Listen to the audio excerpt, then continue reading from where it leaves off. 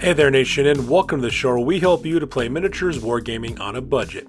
It is I, Commander Cheapskate, and welcome to another episode of Commander Cheapskate Gamer Reviews, where we dive deep into the world of miniatures wargaming without emptying your wallet.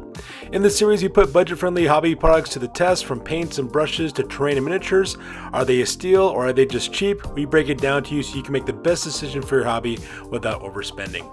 And on today's video, we're going to take a look at the fourth installment of the Aranthian succession, Spire of Primus, the latest supplement to the Games Workshop's product line of Necromunda. This is a very long and storied narrative campaign that's set during the Civil War of Necromunda between House Aranthus as well as House Helmore to determine once and for all who controls the entirety of Necromunda. Now, just for this video though, I just want to give you guys a little bit deeper dive on this because it is such an in-depth analysis. I will put timestamps in the description box down below so that way you can click and navigate to the part of the video that interests you the notes. Now, with that being said, let's go on and talk about this book. First of all, I'm just going to flat out say it, there is no ebook release for this book, which is kind of bogus in my opinion, just because I'm a campaign arbitrator and lugging around 20 different books to different places to play games from my local game store or just in my own hobby house in my home. It's just a no-go for me. I like ebooks because it's much easier to reference any of the rules that you need to have. You can also go through very quickly, and at the same time, it makes it very convenient to access rules at a moment's notice. You don't have to worry about flipping through pages and searching through different tomes to put gangs together. So because of that, when I learned that the Bastions of Law didn't get a ebook, I was really upset. I bought a physical copy. With this particular book, I didn't actually buy the book. I actually took a look at it from my local game store that I did have it. They didn't release it yet, but they were able to let me look at it so that way I could see exactly what's inside of it, so that way I can make this review for you guys. And just to give you guys a heads up as well, I'm not going to do any reference to lore at all into this video. I'm not going to talk about the narrative background or the story of the campaign series. I'll leave that for other people to make videos on, or for you to read about it yourself if you're into that thing. This video just covers the rules that comes with the new book. So that being said, let's go and dive in and talk about the Spire of Primus. So the main reason why you're getting this book is because there's a brand new campaign called the Reconquest of Primus, and basically within this campaign setting you have loyalists who are actually loyal to House Helmore versus House Aranthus and the people who are loyal to them. So basically this culminates in the massive civil war where both sides clash over High Primus to figure out who's actually going to take over. Now this campaign actually offers a brand new type of territory called Spire districts, where you're actually fighting for individual districts within the Spire itself.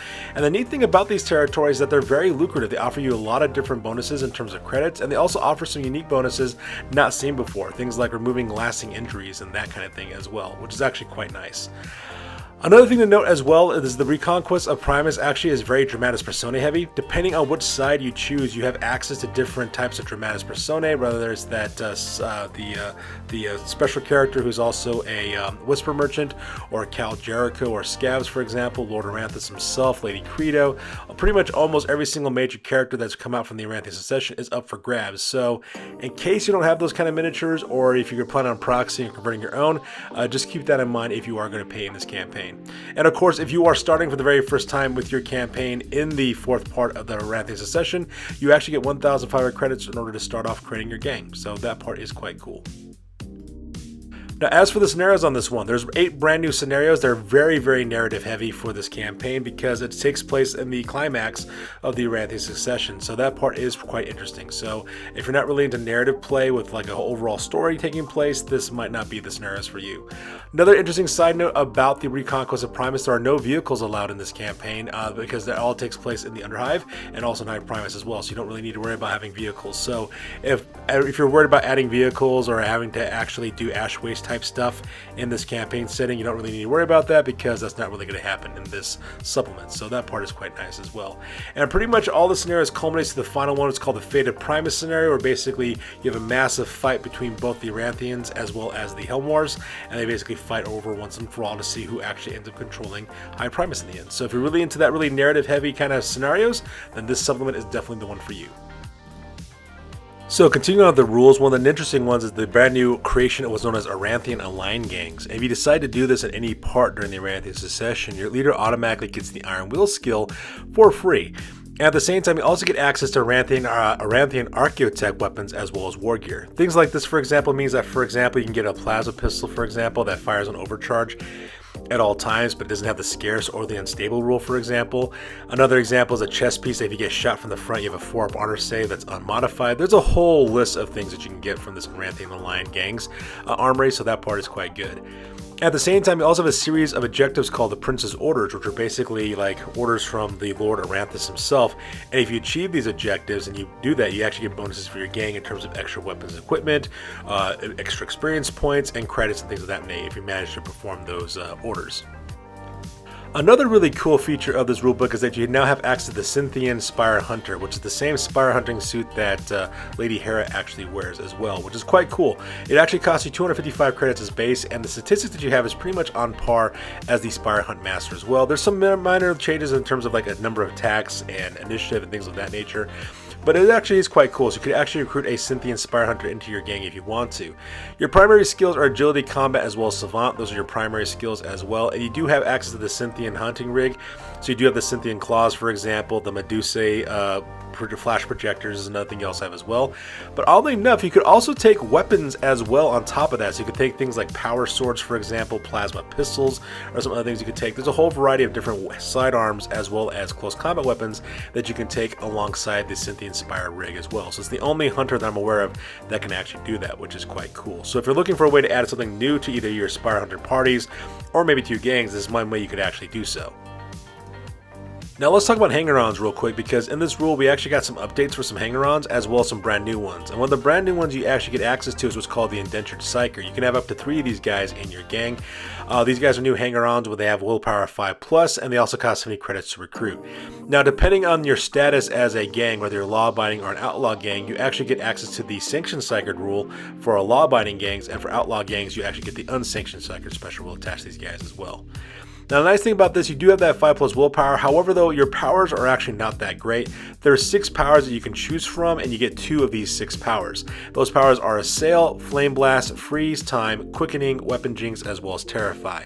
Now these spells are, these psychic abilities are not all that great, but if I was to actually do this for my own campaign, I'd actually probably have my players actually pick what psychic discipline they want to from the Book of the Outcasts, and then pick 2 powers from that, just to make it a little bit more customizable for my players and actually make these Indentured Psykers a little bit better. I mean, they do cost 70 credits to recruit, and if they take a lasting injury, they get eliminated from the roster. So you might as well give these guys some pretty good powers to make it worth your players in order to invest in these characters into your gang. At the same time, we also got some upgrades to our current hanger-ons as well. Here's in the background, you can see the box of those plastic hanger-ons are now available for gangs. So let's go and talk about those real quick. So first of all, we got the Hive Watcher. This character costs 30 credits. It's a brand new hanger-on that you can take for your gang. And the neat thing about the Hive Watcher course is that your enemies can't infiltrate or reinforce onto the tabletop within 9 inches of any one of your fighters, which makes it a little bit more survivable for your fighters from actually getting hurt or being charged against when these guys infiltrate in or reinforce. It's a nice little buff that you add for your gang. And for 30 credits, it's a little bit of added protection against enemies that can actually take advantage of that. Now, 2 of our hanger-ons, the Dome Runner as well as the Rogue Dog, have actually gotten upgrades and a little bit slight differences in the rules for this one. The Rogue Dog, for example, now automatically comes with a Metaskull, which is quite good, which means you roll 2 injury dice now whenever you're rendering first aid to people. At the same time, the Dome Runner now has the option to actually take any long last that they want, that you can strike at a ballistic skill 4+. So that part is really quite nice. So if you're looking for these updates and these new hanger-ons, this supplement is definitely the one for you. And of course, probably the biggest draw for this book is Ozostium, I believe is how you pronounce that name, Ozostium Aranthus, the actual big bad himself.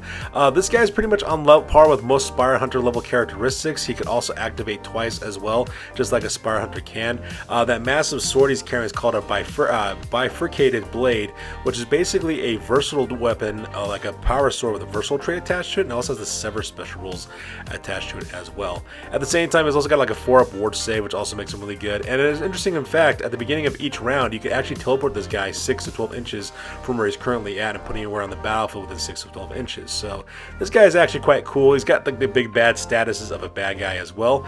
And at the same time, he also has the Caryatid Servitor. And basically what this guy does is that you pick a willpower test for the Servitor, which is A+, and basically what ends up happening is that any enemy that ends up shooting at Ozostium automatically runs out of ammo for that weapon, which could be quite deadly against things like bolt guns, for example, or plasma guns, that sort of thing.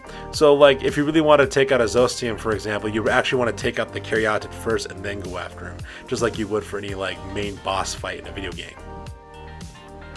And of course, another big draw for this rulebook is the new alliance with the Palanite Justicar courts. These guys look absolutely fantastic as miniatures, by the way. They have this very much like a Dishonored look from the video game Dishonored. These guys look amazing. Now, for this alliance, the only way you can take this alliance, of course, if you're a law-abiding gang only. Outlaw gangs are not allowed to take these guys as allies.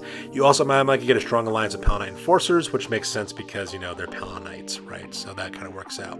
The cool thing about these guys, of course, is aside from the delegation, that if you manage to kill your enemy gang leader, you actually earn 2d6 times 10 credits as a bonus. If you manage to take out the gang leader of an opposing gang out of action, you get that as an added bonus for it. So it's a little bit of a nice little enhanced ability that you get from this alliance.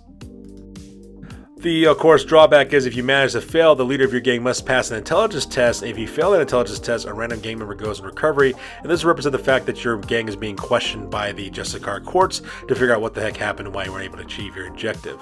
Now, as for the delegation itself, it's actually pretty good. You got 5 fighters in this delegation, which is, like, I believe the largest delegation right next to the Promethean Guild. I think the Promethean Guild is the only other guild that gives you, like, 5 fighters to add to it.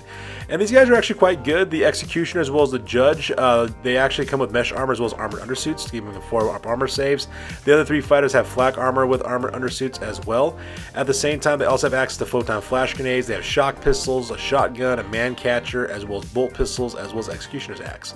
So they actually are kitted out pretty well, and they can do a lot of cool things as well. The characteristics are very average, on par with most gang level fighters, but you get a lot of them, which is actually quite good, and they can actually do some really good things on the tabletop as well. Not to mention, the miniatures look really cool. So in conclusion, should you buy the Aranthian Succession? This is where I'm a little bit more on the fence about when it comes to the Aranthian Succession Part 4. And the reason why is because there is no ebook release, so that makes this book dubious at best in my opinion. The reason why is because I really like ebooks because they're so much easier to transport. You can just have to take your laptop with you. You can access the rules. You can look up things very quickly. Like for content creators like myself, it's really great to be able to refer to things very quickly through the ebooks because you don't have to worry about lugging around an entire library of stuff in order to search for things. So because of that, it makes it a little bit dubious for me. At the same time, it's also quite pricey as well, so that's another thing you want to take into consideration with the Aranthian Succession. So when it comes down to whether you want to purchase this book or not, pretty much the only reason why you should either be taking this book is because of 1 or 2 reasons. Either one, you really want to play the Aranthian Succession and you want to have a concluding, concluding climax to the Aranthian Succession itself, in which case you'll definitely want to get this book so that way you can conclude that entire narrative campaign and have a blast doing it. Or the second reason why you might want to get the book is because you want to get the rules. Now for me as an arbitrator, I would want to get the book because of the rules involved with it, with the different types of Aranthian gangs, the new delegation, the new fighters, the hanger-ons, that sort of thing. But I don't necessarily need it for the Aranthian Succession campaign rules itself, which is why I prefer to have an electronic copy, because then I could just take the stuff that I need from it.